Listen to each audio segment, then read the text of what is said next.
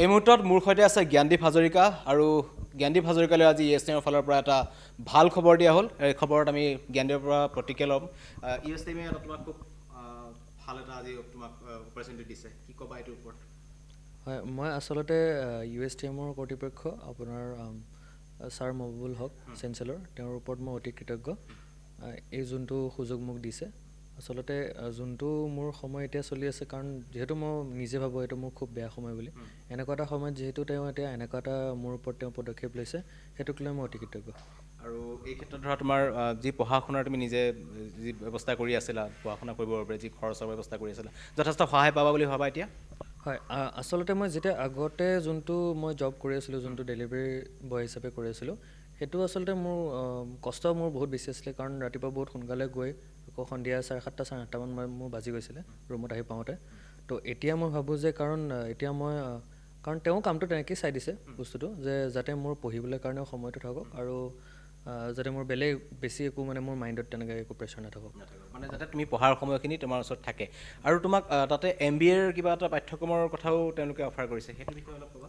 হয়, তেওঁলোকে কৈছে যে মানে তেওঁলোকৰ মতে মই তাতে জবটো কৰি পেলাইও লগতে MBA কাৰণেও মই সিহঁতৰ ফালৰ পৰাই তেওঁলোকৰ এটা ক'ৰ্চ মোক হেৰি কৰিছে, মানে তাৰ ফালৰ পৰা কৰাই দিব।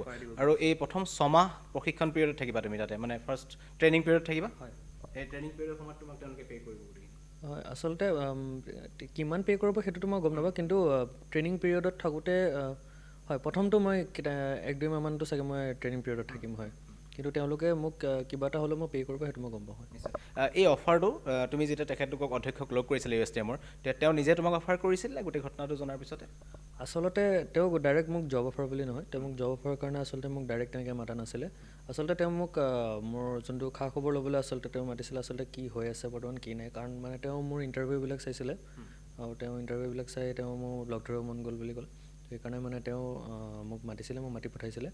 তাৰপিছত মই গ'লোঁ, গৈ লগ ধৰাৰ পিছত তেওঁ মোক আচলতে ক'লে কি তোমাক আমি কি সহায় কৰিব পাৰোঁ, মানে এইটো সন্দৰ্ভত কি সহায় কৰিব পাৰোঁ, আৰু তেওঁ মোৰ ফাইনেল গ'ল মোৰ কি হয়, মই কি কৰিম বুলি ভাবিছোঁ, সেইটোক লৈ তেওঁ মোৰ লগত কথা পাতিলে। তাৰপিছত যেতিয়া আমি কথা পাতি আজৰি হ'ল, তাৰপিছত তেওঁ মোক ক'লে যে এতিয়া যদি তুমি নিজৰ যোনটো গ'লটো আছে সেইটোক লৈ যদি তুমি কথা পাতিব বিচাৰা, মানে সেইটো কৰিব বিচাৰা যদি তুমি ইউ কেন গ', বা নহ'লে তুমি যদি ভাবিছা যে তুমি ইয়াতে কিবা কৰিব পাৰিবা, বা নহ'লে ইয়াতে যদি কিবা তুমি বিচাৰিছা কাম কৰিবলৈ, then you are most welcome.